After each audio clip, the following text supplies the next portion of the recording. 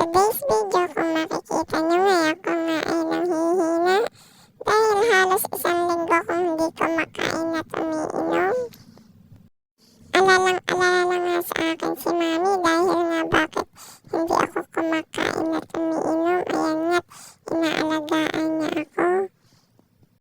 Awang-awa na nga sa akin si Mami at Daddy dahil nga hindi ako kumakain o umiinom man lang ng tubig. Dahil nga hindi ako kumakain ay pinapainom na lamang ako ng gatas ni Mami. Hinahaluan niya nga ng konting asukal para nga may lasa. Nagdaan pa nga ang mga araw at lalo nga akong nanghina pero hindi nga sumuko si Mami at pinapainom pa rin niya ako ng gamot. Matyaga nga akong pinapainom ni Mami ng gamot para lang ako'y gumaling.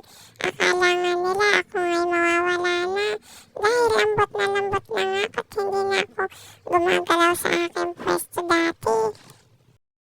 Dahil sa pag-aalaga ni Mami, ako ngay unti-unti nang gumagaling at nakakainom na rin ako kahit konti ng tubig. Akala nga ni Daddy ako'y hindi na nga magtatagal dahil nga sa kagustuhan ako'y gumaling ni Mami. Ayan, itinaga niya akong painumin ng gamot. Pagka nga nadating si Mami galing trabaho, ako nga'y pinapakain na nito at pinapainom ng gamot.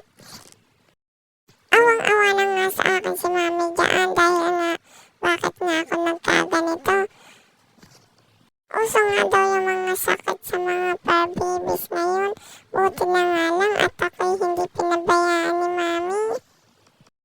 Buti na nga lang at ako'y may nakasurvive dahil nga may nakapagsabi din kay Mami na painumin ako ng ganong gamot at kinontinuous niya lang yun. At pinainom niya din ako ng antibiotic dahil nga nagsugat din yung aking bibig at aking mata.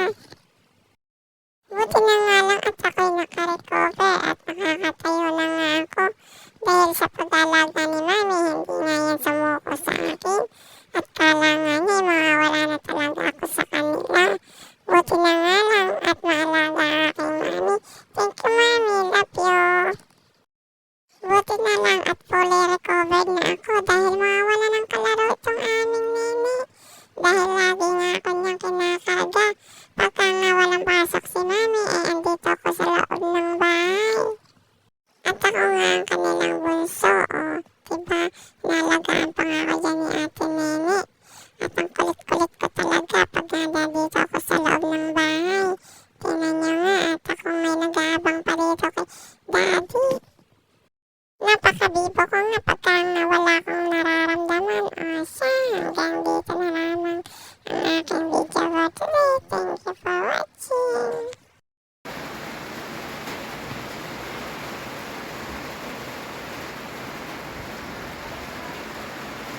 Hindi niya tinatanggal yung kanyang pampers.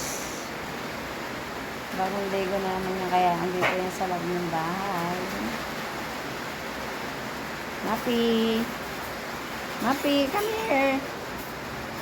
Mapi, come here! Wow, ang pogi naman. Bagong ligo. Pagalaw-galaw pa yung iyong buntot ah. Ang tambok ng pet mo ah. Saan punta?